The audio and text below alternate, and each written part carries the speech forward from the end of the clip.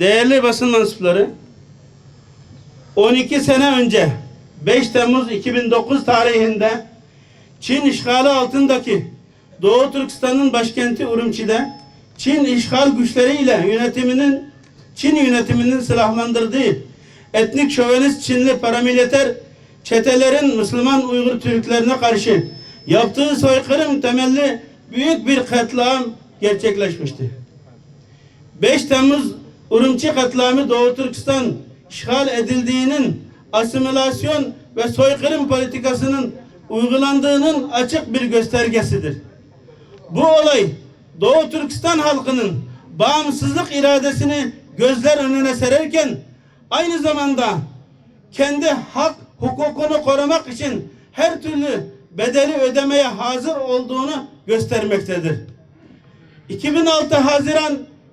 26 Haziran 2009 Çin'in Guangdong eyaleti Shaoguan ilçesinde bir oyuncak fabrikasında zorla çalıştırılmak üzere köle işçi olarak götürülen Doğu Türkistanlı Uygur gençlere yönelik bir saldırı meydana geldi. Saldırı esnasında 50'den fazla Doğu Türkistanlı Uygur genç çok sayıda ırkçı Çinliler tarafından linç edilerek şehit edildi. İşgalci Çin hükümeti ve yerli yönetim olayın açığa çıkmaması için medyayı kontrol altına aldı ve katiller hakkında soruşturma yürütmedi.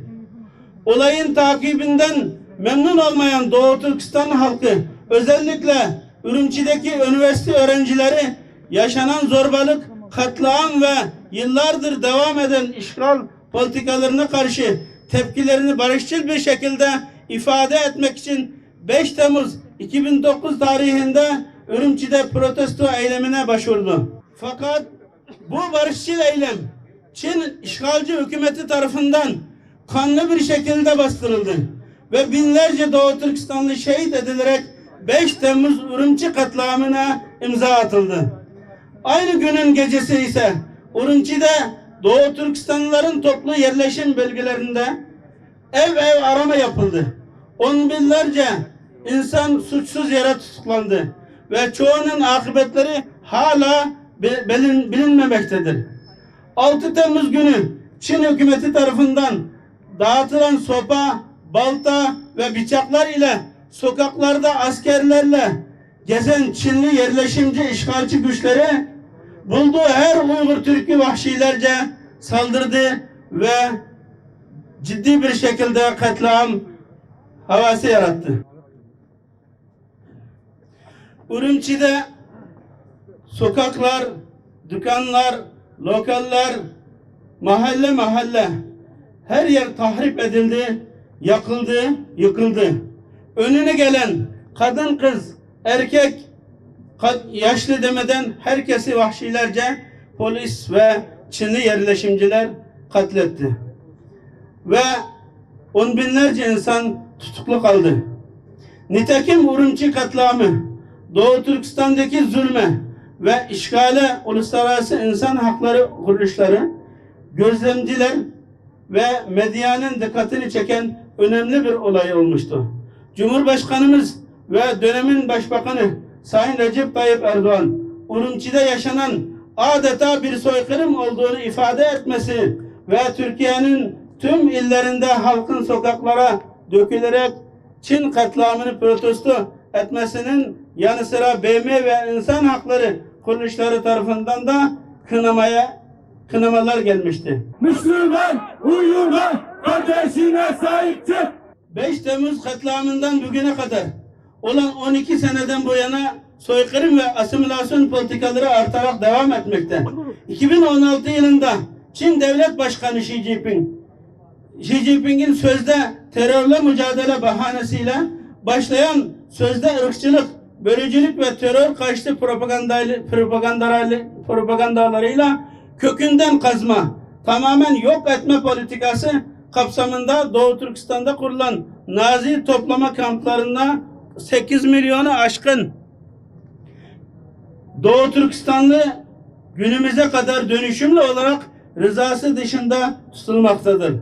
Halkımız kamplarda her türlü işkence, beyin yıkama, toplu tecavüz, dinsizleştirme, köle işçilik ve zorla kısırlaştırma gibi insanlık dışı uygulamalara maruz kalmaktadır. Türkistan bizimdir, bizim kalacak.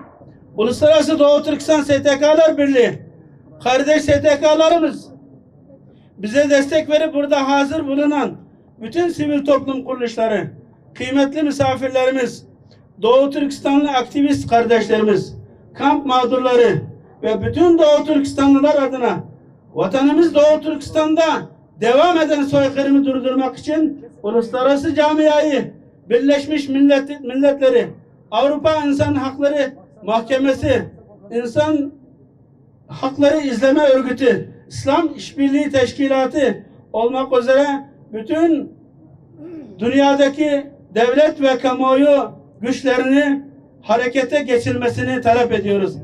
Kardeşlerim, Allah Azze ve Celle Ali İmran suresinin 137. ayetinde buyuruyor ki "Kad halet min kablikum sunenun" sizden önce çok sistemler, çok devletler, çok imparatorluklar, ideologyalar geçti. Fesiru fil ardı fenzuru keyfe kâne âkibetul mükezzibîn. Hani Roma'nın zulmünde yaşayan insanlar nasıl inliyorlar?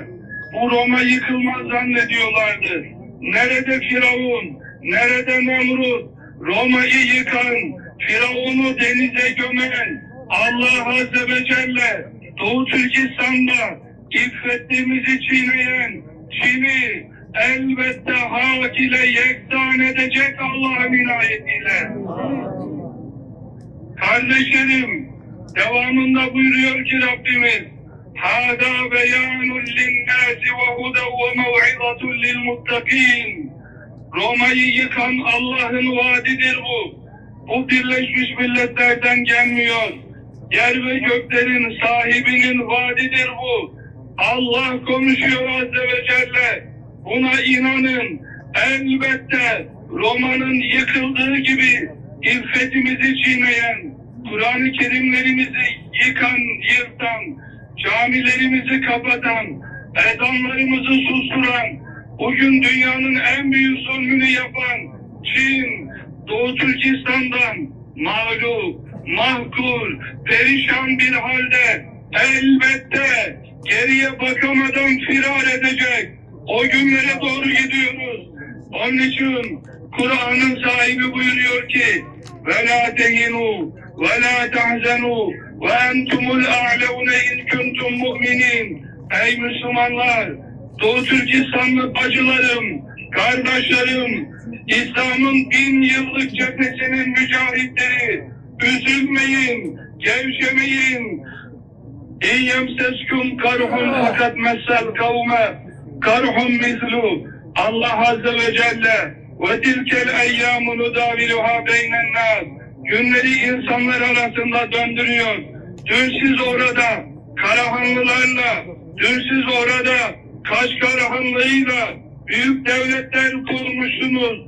Çin'i mağlup etmişsiniz. Çin saraylarında Allahu Ekber demişsiniz. Bugün Uhud günüdür. Ama unutmayın, Uhud'dan sonra Mekke'nin fethi gelir. Allah Azze ve Celle Doğu Türkistan'ın 1000 yıldır yıkılmayan mücahitlerine büyük bir zafer hazırlıyor. Müslüman uyuma, kardeşine sahip çık. 5 Temmuz katliamı Doğu Türkistan açısından ne bir başlangıçtı ne bir son oldu. 1949 senesi Doğu Türkistan'ı işgal eden Çin sürekli olarak Doğu Türkistan'da uluslararası arenada imzalamış olduğu tüm sözleşmeleri çiğneyerek Doğu Türkistan'da hak ihlallerine yavaş yavaş soykırıma giden bir şekilde devam etti. Sadece 1949'da 1978 arasında Doğu Türkistan'da 28.000'den fazla camiyi yıktı. Sadece 10 sene içerisinde 28'den fazla camiyi yıktı. 1986'dan itibaren uygulamakta olduğu nüfus planlama politikasıyla milyonlarca bebeği anne karnından aldı, milyonlarca kadını kısırlaştırdı. Ve bu kadınları kısırlaştırma suçu halen devam eden çok büyük bir suçtur ve soykırımdır, insanlığa karşı suçtur. Ya Rabbi yeryüzündeki özellikle zulüm gören bütün Müslüman kardeşlerimizin, hasreten Doğu Türkistan'da Çin zaliminin zulmüne maruz kalan Doğu Türkistanlı kardeşlerimizin çığlıklarını geçmişte nice toplulukları çığlıkla helak ettiğin gibi onları da, onların sesini de çığlık haline getir ve o zalim Çin'i kahru perişan eyle Allah'ım. Amin. Kıymetli Müslümanlar, şunu sormak istiyoruz. Türkiye'nin iç ve dış siyasetini dizayn etmek isteyen insan hakları savunucuları neden birkaç balina deniz kıyısına vurduğu zaman ayağa kalkan dünya insan hakları savunucuları neden Doğu Türkistanlı kardeşlerimizin yapılan zulümlere karşı neden sesini çıkarmıyorlar? Bunu merak ediyoruz. Bunu sormak istiyoruz. Kıymetli Müslümanlar, Doğu Türkistanlı kardeşlerimizin en temel hakları olan can, mal, nesil ve bütün akıl emniyeti ellerinden alınmış bulunmaktadır. Burada özellikle Türkiye'deki siyasi, aktivist ve bütün STK'ları Doğu Türkistanlı kardeşlerimize ses çıkarmaya, onların haklarının savunucusu olmaya davet ediyoruz.